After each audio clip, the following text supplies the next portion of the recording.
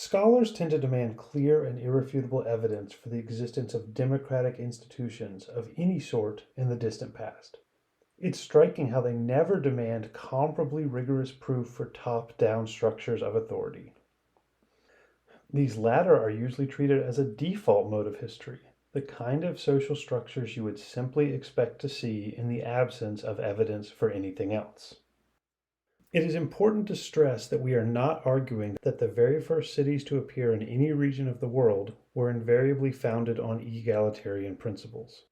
In fact, we will see shortly a perfect counterexample.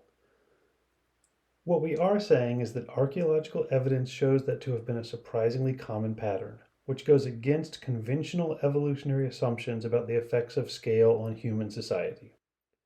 In each of the cases we've considered so far, Ukrainian megasites, Uruk, Mesopotamia, the Indus Valley, a dramatic increase in the scale of organized human settlement took place with no resulting concentration of wealth or power in the hands of ruling elites. In short, archaeological research has shifted the burden of proof onto those theorists who claim causal connections between the origins of cities and the rise of stratified states, and whose claims now look increasingly hollow. David Graeber and David Wengrow.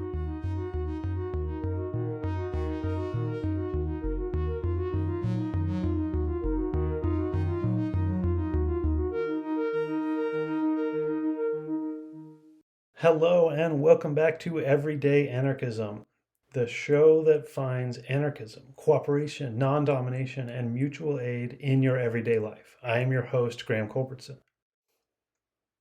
Today's episode is, as promised, about the book The Dawn of Everything by David Graeber and David Wengrow.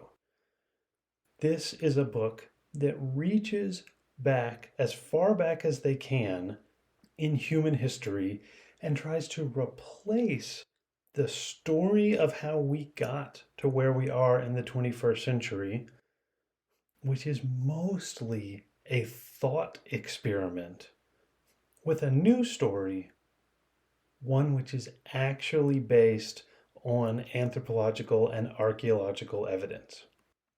I am sure that people are going to be contesting the claims of this book for years, if not decades. And actually, I'm going to try and have some experts come on the show and talk about some of the specific claims made in the book about certain places. But let's just say, in the grand sweep of things, this is a new way of thinking about humanity, and it is one that I personally find amazing. Okay, so first, the title, The Dawn of Everything. When my mom saw that title, she laughed. And actually, I think this title is a little bit of a joke, The Dawn of Everything. Because here's the deal. There are these books written like this that explain everything. One of them, which has sold millions and millions of copies, is called Sapiens, meaning, humans. It purports to tell you about everything in humanity. Another one is called Guns, Germs, and Steel. Why does the world look the way it does? Well, it is simply because of guns, germs, and steel. No decisions humans ever made had anything to do with anything. It's just things turned out the way they had to turn out. It's just science. These narratives are oversimplistic, frankly, fatalistic, and also dumb. So Graeber and Wengrow wrote a book like that. An airport book, The Dawn of Everything. You're a busy CEO. Why don't you learn everything about human history in one book? And then they wrote it in an exactly opposite way, where they make all these sweeping claims and then back them up with specific evidence instead of the ridiculous just so stories that you normally get in that genre of book. Here's the fundamental claim of The Dawn of Everything. The fundamental claim of The Dawn of Everything is that humanity has developed in a bunch of different ways, down a bunch of different roads, done a bunch of different things, which seems obvious, doesn't it? But that's not how history is written. History is written, as you heard in that opening quote, like everything is moving towards exactly how things are the way they are right now. Why do you learn about the past? to explain how today happened. This is called predicting the present. So what does that mean? That means when you go to the past, the only thing you find is the present. They wanted to find alternatives. Now, let me give you the standard narrative. I've taught this many times. Here's the narrative. It's a story of progress, or perhaps of the fall of man. Either way, it doesn't matter. It's the same story. So in the beginning, people just wandered around, no clothes, loincloths, eating fruit, whatever. These people were natural. They lived in a state of nature. They weren't really different from animals. Then something happened. Civilization got invented. What civilization? It's farming, writing, cities, and then to organize the farming and the cities, you've created writing, you create bureaucracy, hierarchy, poverty, slavery. Now, was it good that civilization was developed? Well, according to Rousseau, no, it was bad. But now that you have created cities, you need the bureaucratic state to manage them. According to Hobbes, on the other hand, it was good that civilization happened. His state of nature is not a Garden of Eden, which is what Rousseau's is, but is the war of all against all, or anarchy. These two people are traditionally opposed to one another, Rousseau and Hobbes. But Graeber and Wengrow argue they have the exact same narrative. In the beginning, there were hunter-gatherers, and it was all equal. A good equality, according to Rousseau, or a monstrous equality of violence, according to Hobbes. Then civilization happened, which was a big advance, or a big devolution, depending on whether you ask Rousseau or Hobbes. And now all that's left is the state, perhaps the nation state, and there's nothing you can do about it. The end of history.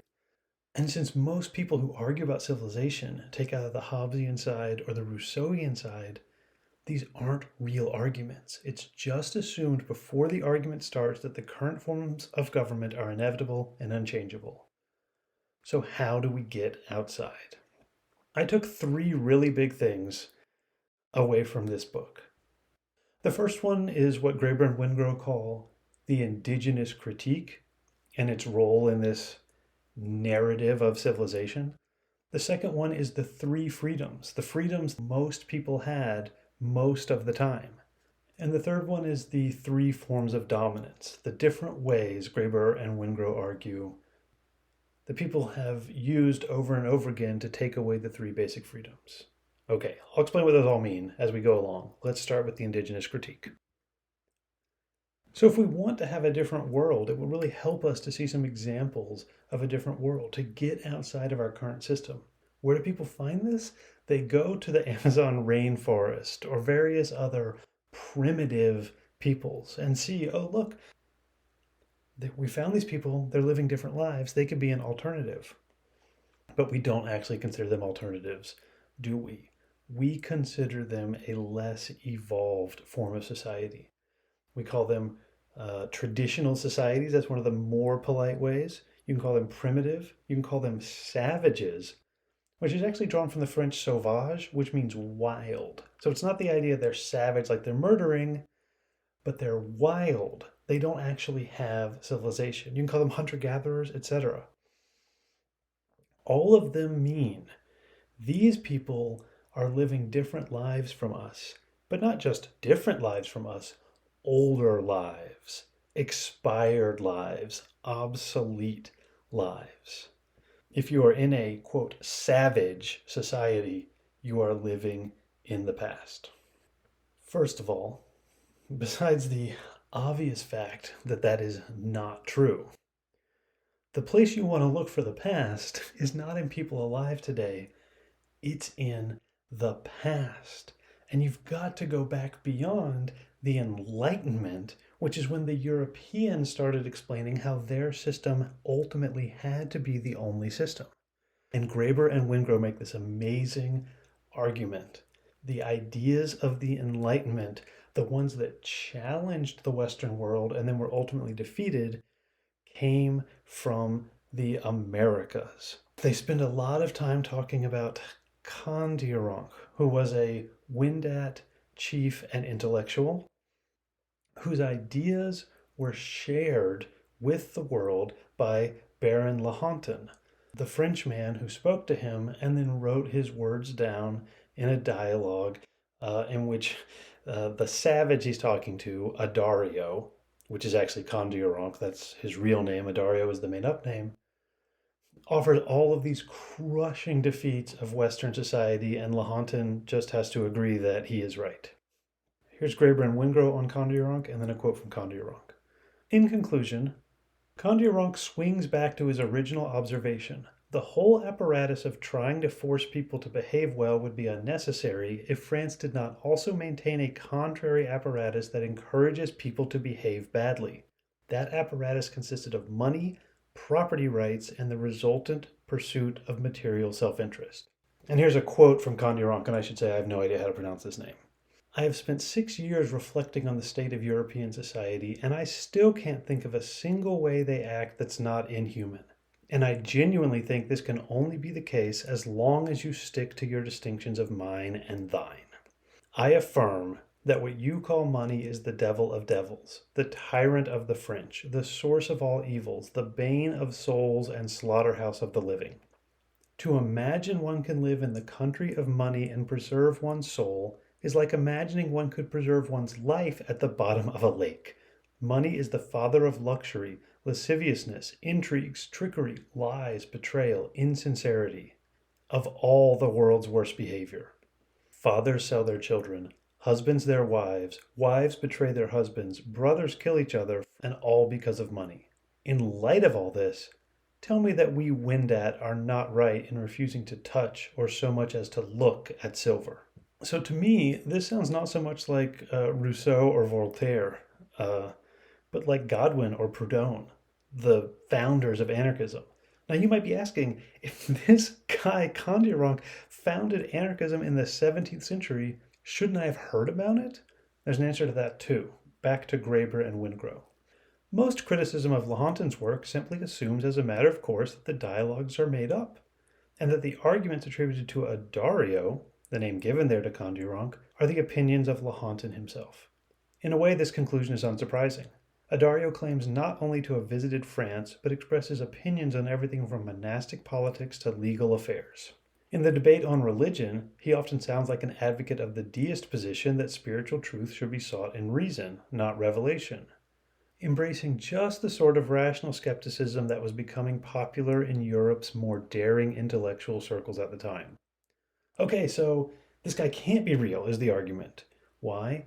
He's too smart and too good of a speaker, and he sounds too much like a European. But there's an answer for that too. Here's another quote. In recent decades, however, indigenous scholars returned to the material in light of what we know about Condillac himself and came to very different conclusions. The real-life Adario was famous not only for his eloquence, but was known for engaging in debates with Europeans of just the sort recorded in Lahontan's book. As Barbara Alice Mann remarks, despite the almost unanimous chorus of Western scholars insisting the dialogues are imaginary, quote, there is excellent reason for accepting them as genuine. First, there are first-hand accounts of Condillac's oratorical skills and dazzling wit. Father Pierre de Charlevoix described Condillac as so, quote, naturally eloquent that no one perhaps ever exceeded him in mental capacity. An exceptional council speaker, he was not less brilliant in conversation in private, and councilmen and negotiators often took pleasure in provoking him to hear his repartees, always animated, full of wit, and generally unanswerable. He was the only man in Canada who was a match for the governor, Comte de Frontenac, who often invited him to his table to give his officers this pleasure. Okay, that's the end of the quote from Father Pierre. Back to Graeber and Wengrow.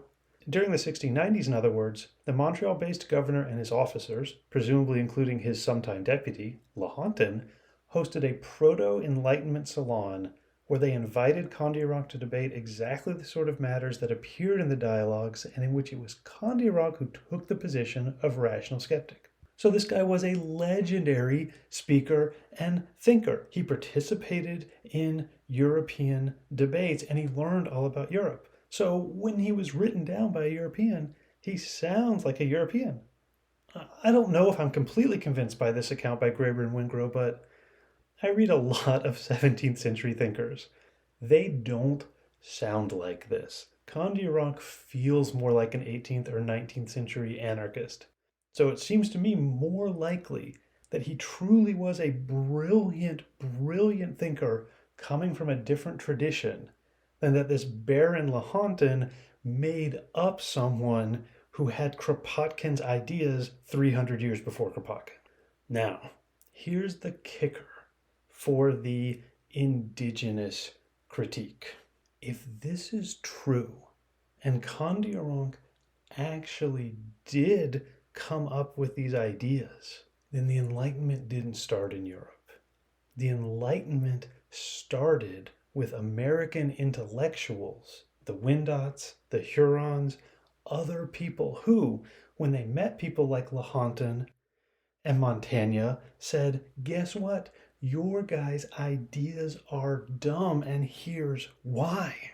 This makes the Enlightenment, first, an argument over the ideas that some American Indians had, and then second, the defeat of those ideas simply by the assumption that the Europeans were right because they could not deal with the fact that they had been told that they were wrong.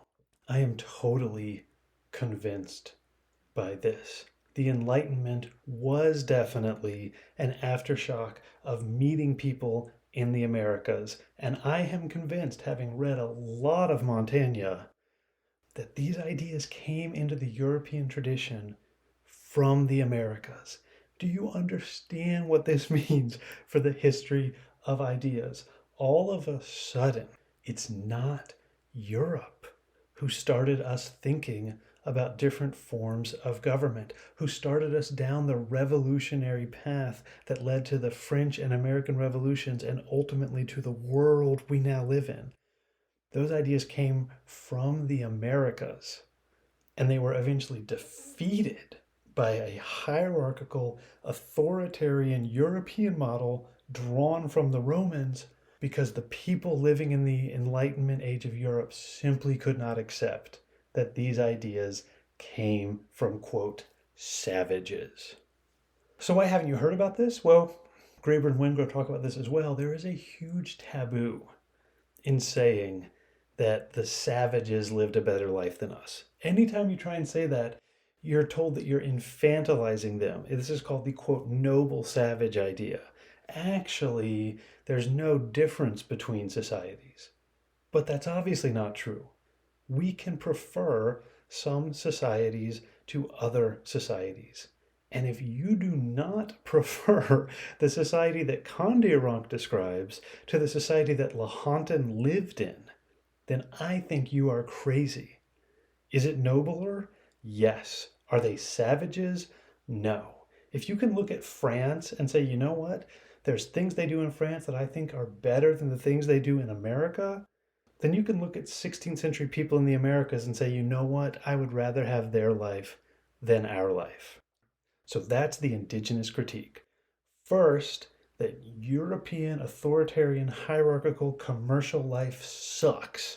That is the origin of the Enlightenment. And second, that this idea came not from some sort of abstract thinking about the Americas, which is the standard view, but because some Americans said, hey, guess what? Your European life sucks. And yes, Graeber and Wengrow call the people who lived in what we now call the Americas Americans. I love it. It's delightful. So the next thing is the 3 basic freedoms. I'm actually not going to quote Graeber and Wengrow from this. I'm going to quote William Deresiewicz, who wrote the review of this book for The Atlantic. The 3 basic freedoms are the freedom to disobey, the freedom to go somewhere else, and the freedom to create new social arrangements. These sound like good freedoms. I think you want them. And if you live in a, quote, liberal democracy like America, you might even believe that you have them. But you don't. Graeber and Wengrow argue that except for places where these powerful and frankly bad states pop up, like ancient Rome or the Aztec empires, pretty much all humans have these freedoms. Now we live in the free world. But in fact, we have lost the freedoms that most people living 10,000 years ago had. Here's Graeber and Wengrow. The freedoms which form the moral basis of a nation like the United States are largely formal freedoms. American citizens have the right to travel wherever they like, provided, of course, they have the money for transport and accommodation. They are free from ever having to obey the arbitrary orders of superiors, unless, of course, they have to get a job. In this sense, it is almost possible to say the Wendat had play chiefs and real freedoms, while most of us today have to make do with real chiefs and play freedoms. Or to put the matter more technically, what the Hadza, Wendat, or egalitarian people such as the Noirs seem to have been concerned with were not so much formal freedoms as substantive ones. They were less interested in the right to travel than in the possibility of actually doing so. Hence, the matter was typically framed as an obligation to provide hospitality to strangers. Mutual aid, what contemporary European observers often referred to as communism, was seen as the necessary condition for individual autonomy. So you think you're free because you can go wherever you like. No one's going to stop you. Well, for almost all of human history, no one was going to stop you. The only reason why that makes you free now is because lots of hierarchical states do try to stop people. But you can't actually go where you want to because there's no bed there for you unless you have money. Back in the day, in this primordial past that was supposedly filled with savages, there was a commitment in most societies to provide hospitality to strangers. And in fact, anarchists still do this. I have friends who have been able to move to new cities and stay in anarchist communes before they can actually afford to live in that city. So you are still free to move if you're an anarchist. Okay, back to the three freedoms. Graeber and Wengrow argue that the third freedom, the freedom to imagine a different world, to form new social arrangements, stems from the first two.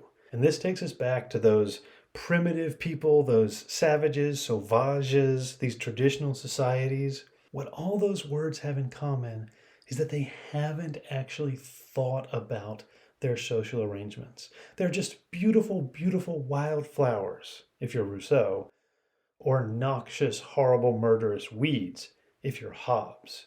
But either way, they didn't make themselves, they were just born out of nature. They just are. This obviously is bullshit, and yet it's still how we talk about these people. By the way, Graeber and Wengrow point out that many of them call themselves, quote, free peoples. So at the risks of being described as subscribing to the noble savage idea, I may start trying to use the phrase free peoples instead of saying indigenous societies or traditional civilizations.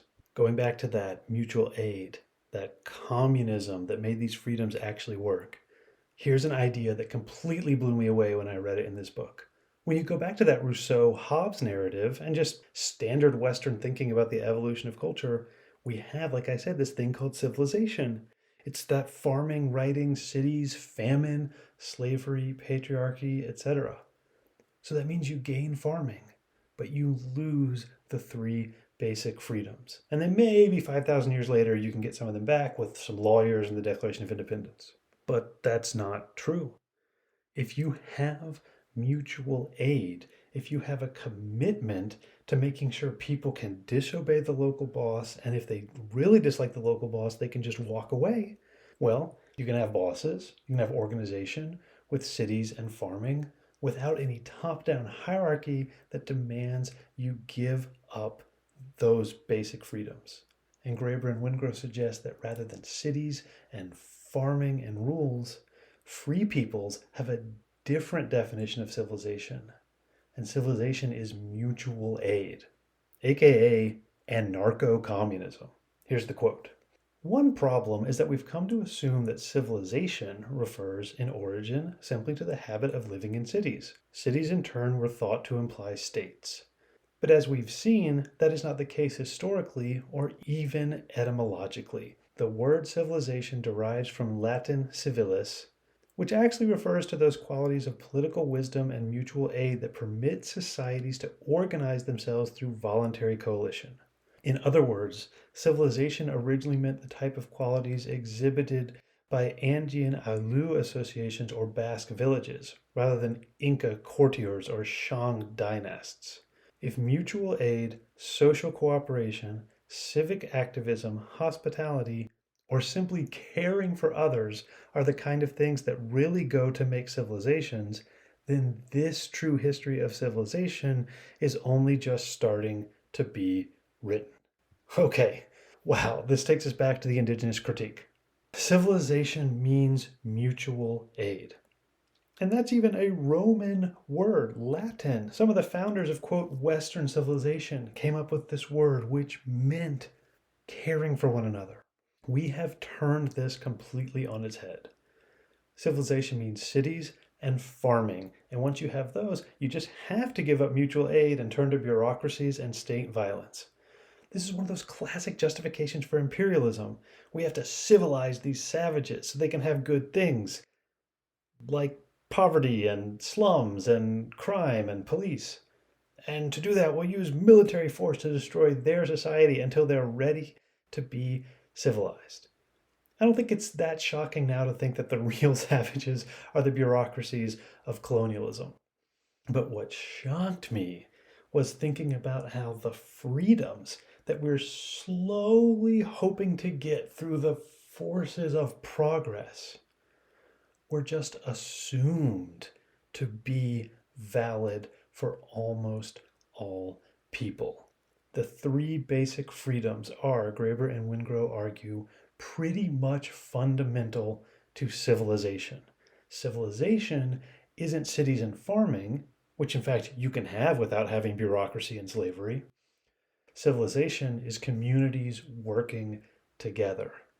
This means that all of Western, quote, civilization has actually lost civilization and descended into savagery, which is what Montaigne said as well. Okay, third takeaway. How did we lose these basic freedoms? From domination. So, the three freedoms is the second big takeaway from the dawn of everything. The first big takeaway is the idea that all of the explanations of how we got our current system are comically oversimplified and prevent you from fixing it. It doesn't matter whether you're Hobbes or Rousseau, you're just stuck with the state system. And something like the US or UK government or Germany or Japan is as good as you'll ever get. But how did we get that state? Well, according to this narrative, first there was hunter gathering, and then there was farming, and then the state. But actually, the state formed a bunch of times in history, and it also fell apart a bunch of times in history, and very, very rarely did it ever make it to the level of advancement as we have it right now. Graeber and Wengrow suggest that what we call the state is actually three traditions of domination or exploitation or power hoarding coming together. We call it a, quote, true state when it has all three systems of domination. But that's just because we are obsessed with finding things that look exactly like how we live right now. Most of the things that look kind of like states have had only one of those three systems, and most people have lived under one, or honestly zero of those forms of domination for most of the existence of humanity. It's just us unlucky bastards after the age of European imperialism that not only have to live under all three systems of domination, but are also told that we're not allowed to imagine an alternative. So let's get to the quotes. Perhaps the first to attempt a systematic definition of the state was a German philosopher named Rudolf von Eyring, who in the late 19th century proposed that a state should be defined as any institution that claims a monopoly on the legitimate use of coercive force within a given territory. This definition has since come to be identified with the sociologist Max Weber.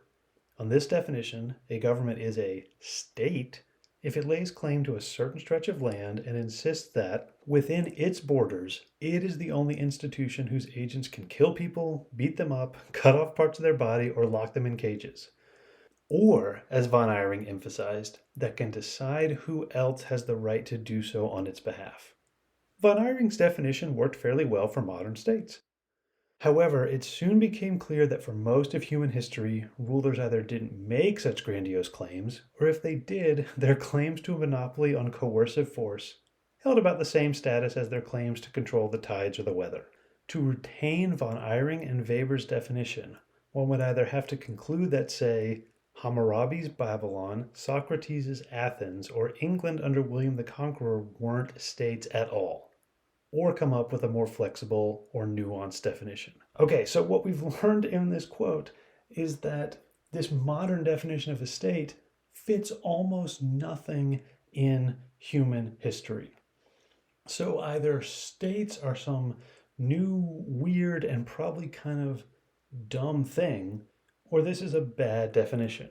Graeber and Wengrow kind of argue both. We've got these two problems. Maybe it's the same problem from the different angles. First, the Eyring-Weber definition is inadequate to our current understanding of the state. It's more complicated than just violence in a territory. Second, most powerful rulers in the past didn't actually control violence in a set territory, and yet a lot of them still had a lot of control. So this definition is too much and not enough. That's where these three forms of domination come in. Graeber and Wengrow argue that there's not actually a thing called the state. Shout out to John Dewey, the state is pure myth. But there are these practices of domination.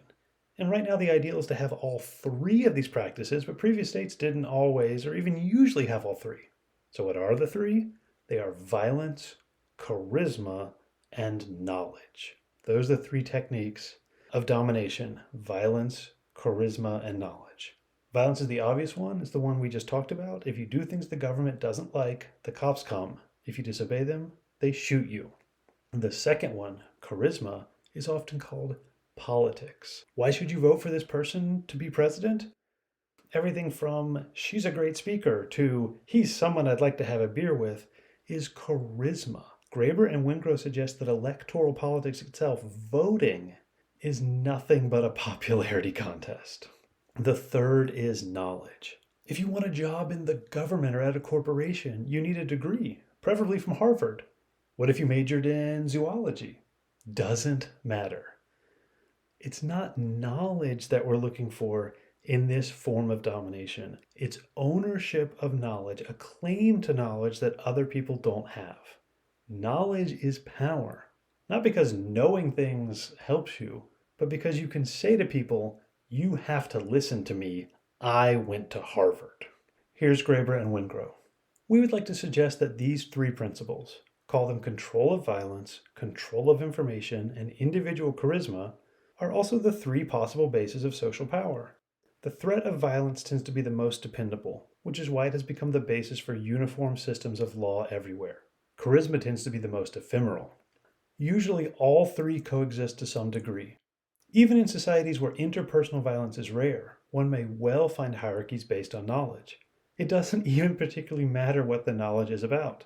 Maybe some sort of technical know-how, say of smelting copper or using herbal medicines, or maybe something we consider total mumbo-jumbo, the names of the 27 hells and 39 heavens. Okay, so there it is. Those are the three from Graeber and Wengrow. Why should X person be in charge? Either they control violence or are deserving of controlling violence. They're a soldier or a warlord or maybe just a prosecutor. Or they are charismatic. They are particularly handsome or good at sports or wear nice clothes. Or they have the right knowledge. They are a, quote, policy expert, or have a PhD in management, or they went to Harvard and then Oxford and then worked as a consultant at McKinsey and know enough about wine to have events in a wine cave. I hope you can see that this stuff still exists in US politics. The ideal leader in the US, or perhaps ruler, is a charming, highly educated person who has experience dispensing violence, like, say, threatening to arrest a mom for not sending her kid to school. None of these characteristics actually make someone a good leader. But that's how, historically, dominance, not leadership, has been given to people. And we haven't entered some special new era where we pick good leaders for the correct qualities. We do dominance just like everyone else. Except in most societies, people could use the three freedoms to back out of the dominance if they didn't like it. We don't have that anymore. Graeber and Wengrow provided tons and tons of examples of first order systems, where charisma, violence, or knowledge are the only way that dominance works. Second order systems, where two of the three systems of dominance operate. They don't spend that much time on third order systems, which makes sense because we are all experts on third order systems. I'm not going to quote much, and I still think you should probably read the whole book. But now you've got a taste of how those systems work. And since we are used to third order systems with knowledge bureaucracies, charismatic politicians, and violent oppression all mixed together, systems with just one sound weird to us. But they were all over the place and they're not as unfamiliar as you might think. Here's a quote.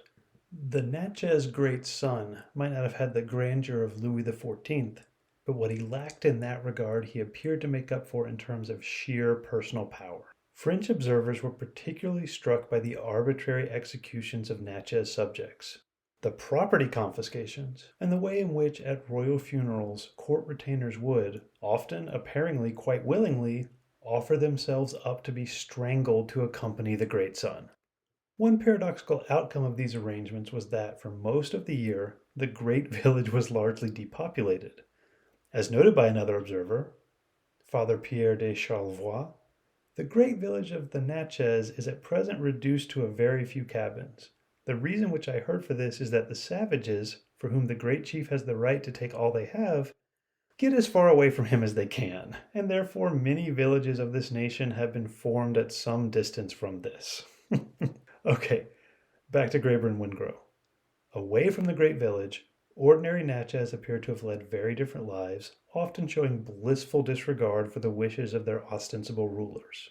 They conducted their own independent commercial and military ventures, and sometimes flatly refused royal commands conveyed by the great son's emissaries or relatives.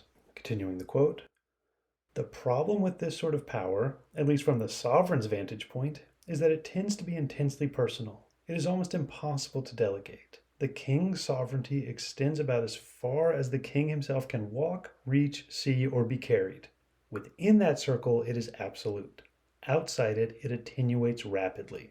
As a result, in the absence of an administrative system, and the Natchez king had only a handful of assistants, claims to labor, tribute, or obedience could, if considered odious, simply be ignored. Even the absolutist monarchs of the Renaissance, like Henry VIII or Louis XIV, had a great deal of trouble delegating their authority. That is, convincing their subjects to treat royal representatives as deserving anything like the same deference and obedience due to the king himself. Okay, I love this story. I'd never heard of anything like it. So there's violence. The great son has absolute violence. He can order anyone killed. But he doesn't have a bureaucracy of knowledge. He doesn't have a grand vizier to carry his violence throughout the realm. And he doesn't have any special claim to greatness. He's just the king. And if you don't want to be killed by the king, you just, don't go near the king. I'm not going to push any more quotes on you on this topic, but I'll tell you about the other first order structures. In lots of his places historically, the leader has been followed not because he can kill you, and not because he has special knowledge, but because he's a hero. Obviously, he can be a hero by doing daring raids on another village, but he can also be a hero by being really good at basketball. And as you may have heard, there were entire South American regimes that really focused on a version of basketball as the key to being a leader. I mean, you can't argue with that, can you? Obviously, this guy is good at basketball, so he should be in charge of something. Now, you're probably thinking this is ridiculous, but Michael Jordan is a billionaire. And LeBron James is either a billionaire or heading there soon. And money is simply power over other people. So you have made Jordan a ruler, a boss. You have given him dominance just because he was good at basketball. The other one is knowledge, and that may seem a little more intuitive to you, but remember, it doesn't actually have to be useful knowledge. Esoteric knowledge. Knowledge that is in some way hidden from regular people. This is why we elect lawyers to Congress. Congress makes laws and lawyers know about laws. But Graeber and Wengrow think something else is going on. This is about the people who know the deep secrets of the universe. Those people should be in charge. You could think of a shaman at a village or an oracle in Greece. Those people are really good at telling you what the stars say. Does that have anything to do with knowing how to run things? It doesn't. It's just knowledge is power. Another famous example is the Confucian bureaucrats in ancient China, sometimes called the first meritocracy. They know classical Chinese culture really well, so now they're in charge. Does that mean they're good at ensuring the rice harvest is handled well? Absolutely not, but they're in charge. Why? They have the special knowledge. This is another one that you might think is ridiculous, but you are constantly nodding along when someone says they have a PhD? Do you know anything about their PhD? Do you know that they learned anything valuable in their PhD? I've known some people who didn't, but I mean, they have the special knowledge. It's sacred knowledge. Saying that people with PhDs shouldn't have power is like saying that people who play basketball shouldn't make tens of millions of dollars. How absurd. Okay. I hope you enjoyed that. I'm going to stop there. I could go on forever. I had a whole nother section, but I cut it off. This is long enough. Let me do a recap and then my final perspective. Here are the really big takeaways. First is the way that states developed evolutionary and how our current system was a response to the indigenous critique. Hobbes says states are good. Rousseau says states are bad. We think they're disagreeing, but they agree on the key thing. States developed out of history evolutionarily. Once farming happened, they replaced primitive or savage forms of civilization, and there's no going back. Not only is all of this not true, but Graeber and Wengrow make a great case that this idea was developed not by sitting around and thinking about it, but because American intellectuals said to them, "You guys are wrong," so they had to figure out a way to answer that. So the march to enlightened civilization is really just a narrative created to say to Americans, "Nuh-uh, you're wrong because you guys are savages." Okay, number 2, the 3 freedoms. This is the idea that for most of human history, people were free to leave their communities, defy orders, and imagine new social systems. The reason we have lost those freedoms is because we believe Hobbes and Rousseau and the evolutionary march to state government. Those freedoms were given up in the March of Progress. You can't have them back. That would be anarchy. So you just need to sit down at your desk or your school desk or in your cubicle or in your prison cell or at your factory bench and do what you're told. It's for your own good. Otherwise, you're primitive. I'll come back to this one in a second. The third one is the one we just talked about, the different forms of domination.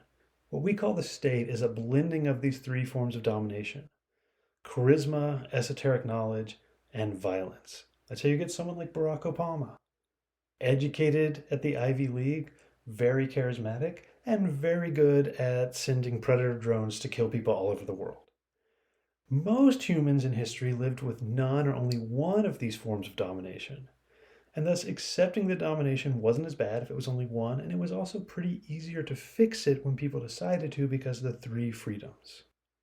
That's the part we just did. Those 3 freedoms are what allows you to resist domination. Okay, so what's the point of this book? Besides the fact that it pretty convincingly overturns most of the history of human history. Let me tell you why I think it is even more than that. First, everything sucks right now. It's awful. We need a new way of thinking and being in the world. But when you try to do this, you're told you're crazy. Anarchism is a synonym for crazy weirdos who won't accept the harsh truths of the world. Civilization exists. That's how we get iPhones. Deal with it. So now we need to imagine a different future, but we're told we're not allowed to. So step 1 is to say this narrative of progress from savagery to civilization is a lie. No more being told that this was inevitable. It wasn't. But once we've done that, the next step, the second thing is to recognize all the domination in our lives. You are dominated all the time by charisma, violence, and knowledge. You feel like you don't have a choice, but those systems of domination have had ebbs and flows. They had to be invented at one time. They actually got invented a bunch of times, and most of the time they were destroyed. So when we imagine a new world, we need to imagine it without that domination. And in fact, we don't even need to imagine it. We can simply remember it. Finally, the 3 freedoms. We absolutely need those 3 freedoms. In fact, we even claim that we have them. Graeber and Wengrow argue that the 3rd freedom, the freedom to imagine a new world, comes after the other 2. You can imagine a new world, a new set of social arrangements, but not really if you have to follow orders and can't leave. So, here's our mission. First, we have to imagine a new world, but a pretty basic one. It just needs to be a world in which people can defy orders and move freely. As you've heard me say before, a universal basic income does this. And then if we have a universal basic income, we'll basically be back at zero. We won't really have a version of a new world. It will just be the world where most people in the 21st century have the same basic freedoms that almost all humans in human history have had. But then we can build something better. If we can imagine a world in which we get those first two freedoms back, we can then imagine our utopia. That's the project. Okay, that's it for me on this book for now. I do intend to bring plenty of people onto the show to discuss it further, especially archaeologists who will allow us to look more closely at the examples that Graeber and Wengrow provide. I do need to remind you, as always, that this show has no support except for your support. No ads, no sponsors, no grants, no paywall, nothing but your generosity. So if you can, please go to everydayanarchism.com and give to keep the show alive. If you can't give, you can leave a rating of the show on Spotify or Apple Podcasts. That will help me grow. I love questions or comments. You can send those to everydayanarchismpodcast@gmail.com. And all that's left to say is that the music, which you're about to hear, is by David Hill.